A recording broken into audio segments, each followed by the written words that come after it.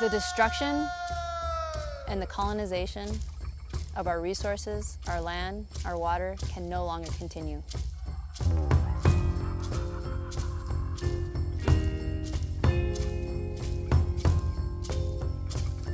It's a survival issue for us as Indigenous peoples because we have no place to go.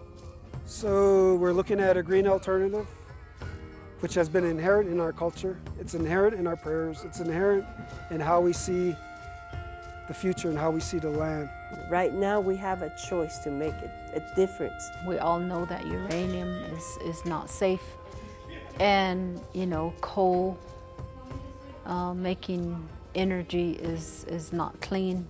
My grandfather, he died of cancer caused by uranium. We cannot ignore the devastation that we have caused on not just our communities, but other communities throughout the world that have bear the brunt of fossil fuel development. To see the families that I work with that have been affected by uranium, coal, oil, and gas, it's devastating that not only their health is impacted, but the land they live on, the water they drink. We haven't learned how to put away uranium after it has burned up. And even when we are extracting uranium, that still is going to contaminate our Mother Earth. Same way with coal. We're destroying our Mother Earth while we're digging coal, while we're burning coal. We are, making pollution. The life cycle of coal has resulted in health impacts on our communities relating to asthma and respiratory illnesses.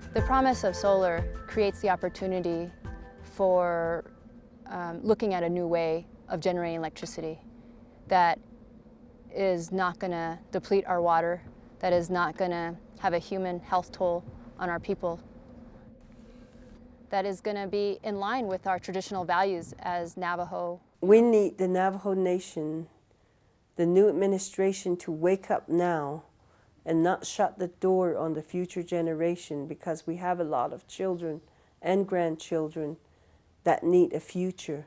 We formed to protect our only source of groundwater that was being used as a slurry to transport coal from Black Mesa to a power generating station in Laughlin, Nevada. About 4,700 acre-feet of water per year to transport this coal that provide electricity for the entire Southwest. Cities like Los Angeles, Las Vegas, a lot of Arizona has been built on the coal and the water that we provided. I would love for people to flip the switch, and this energy is coming from a renewable energy source, from the wind and from the sun. So I'd like to welcome everyone here this afternoon.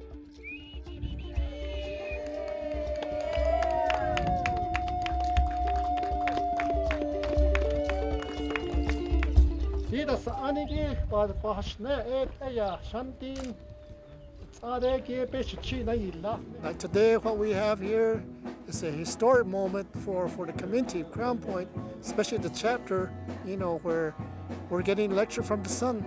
And it's a lot clean energy than what it is.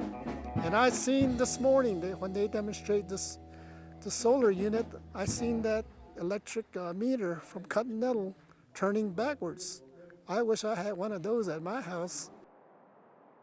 We're here celebrating New Dawn for the Navajo people because ever since the day before we had electricity or running water, we sustained ourselves off of the land and used the natural elements, and it seems like that's what we're starting off again, and all the things that we have encountered with uranium mining and coal mining and all of the, it seems like today is just a happy day for us to reconcile again with Mother Earth and Father Sky, to let them know that we're starting off and we're living off of the land again, using the natural elements of the sun and the water that runs through our lands as power. And that's just a remarkable thing for us. Tibik ako hini nago bansi kies. Niche na atago cho ego. Be yat eko khajo ina ol yehki bansahas kes do leh bana el de do leh. Ko yat eko khat do leh beniye. Jo bada dil de ni sodasan bada dil de ni yi. Dilzen ol yehki jo yat eko be na atago. Bansahas kes do leh jo khait ego shi bichena o khagi ko Allah ja bansahas kes. In the beginning, when we Navajo people came into this natural world, we made a covenant with our holy deities, stating that we will be stewards and take care of the land. So we need to begin to give back by offering to the earth, talking to the springs, talking to the wind, to the canyon, to the fire, to the sun, because that's what makes life complete. We've got one of the greatest alternative resources in the United States, in fact the world, right here on the Navajo Nation, both wind, solar, probably the best in the country. I think there's a new economy that's happening on the Navajo Nation with this green economy. There's all the possibilities and the opportunities available out there, especially with manufacturing of solar and installation of solars, and then there's jobs created from all of that. All along it's been sitting there waiting for us to use it.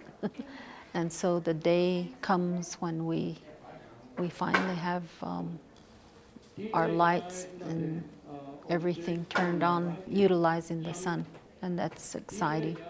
Something that was planted a few years ago, a seed that was planted, and we're seeing the growth of it. The first seedling, I would think, interpret it as the first seedling, and there's going to be many more of those that are going to be sprouting around the Navajo Nation, and that's exciting. The exciting part, I'd say, is learning how it works. Solar panels captures the electricity, turns it into power, and you can, turn your light on. Also, there's a wind machine the same way too. And, just learning how it works, it's exciting. Where we would actually create here a solar power plant or an alternative energy power plant where the kids could not only learn how to deploy solar and wind and geothermal, but then we would gather that energy up, pump it into the grid, and they would learn how to manage a 21st century power plant in opposition to the coal or the nuclear power plants that are in existence now. With the Black Mesa Solar Project, right now we have 12,000 acres of land that has gone through reclamation. And those 12,000 acres can produce anywhere from 15 to 2,000 megawatts of solar potential. These transmission lines that go over Black Mesa are tied to Nevada, are tied to the state of California, which need to meet their renewable energy standard portfolio. And so that's, for us, with the Black Mesa Solar Project, we are looking at these lands like in the Black Mesa region where they have gone through 40 years of mining to utilize these lands for solar development, but also other sustainable economic projects, even solar manufacturing. The reason why we are taking a look at these reclamation lands is because there's existing infrastructure there. And also that these lands don't have to go through archaeological clearances. There also is existing transmission there. We see that as an opportunity to sell this electricity to these entities, but also to have electricity for ourselves. That's very important, is that we take care of ourselves first and be able to sell the excess to other communities. But we actually took it upon ourselves now to find these outside resources and to create the solar projects, wind projects, to know that we don't have to be destroying Mother Earth to have a life here with electricity or running water. I would like to see our political leaders transition to renewable energy to make a difference. Every sector in our economy has been supported in the early stages by the government. So there's a real role for the government in supporting this transition to a clean energy economy. Currently, the rules are stacked against clean energy. There are incentives and subsidies for fossil fuels that make it hard to compete. They've been around for so long that it's actually going to take some organized people, some organized money, and better policies to actually drive us in the direction that we need to go. What's going on here today is a big step, major step. And I hope it has a ripple effect, domino effect, and that this will bring attention to the whole community and say this is what we need today in this community as well as the reservation. I think the next one is going to be in Tehachapi chapter, so from there it'll move on. So this is a good beginning. One of the big pieces in this project is to push for community benefits arrangements. So our people are having equity ownership, and our people are being trained, and our people are being put back to work. And so that's the model that we want to create so that it can be replicated throughout Indian country. Job security, energy security with solar. What I heard, the sun's not going to die out for another 5 billion years, so we're pretty set with that. Solar and renewables is so important for our existence as humanity. We can no longer depend on coal or oil. These ways of thinking that we can just keep pumping and we can just keep mining, it's an old way of thinking. By honoring our ancient past of respect for nature and combining it with technology of the present and the future, we will lead our people and our country to a new era of prosperity and health. This is our gift to our people and to the world. In beauty it shall be.